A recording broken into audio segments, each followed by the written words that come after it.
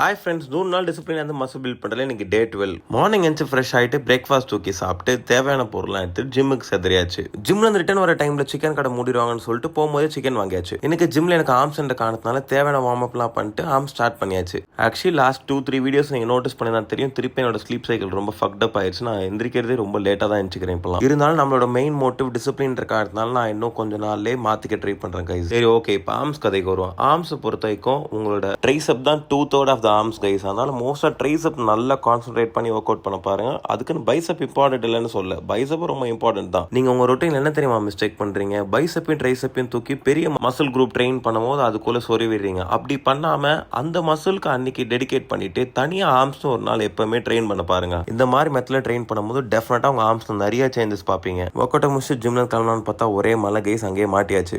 வாங்கிட்டு வந்த சிக்கனை மேரினேட் பண்ணி சமைச்சிக்கிட்டு இருக்க நேரத்தில் புஷ்அப் கோல் முடிக்கல. அது முடிச்சுட்டு வந்து சாப்பிட்டுட்டு கொஞ்சம் வேலை இருந்துச்சு, அதெல்லாம் முடிச்சுட்டு திருப்பி அதே மேல் ஒன்று சாப்பிட்டுட்டு உங்க போயிட்டாங்க. வெல்கமா இருங்க. நாளைக்கு பார்ப்போம். பாய்.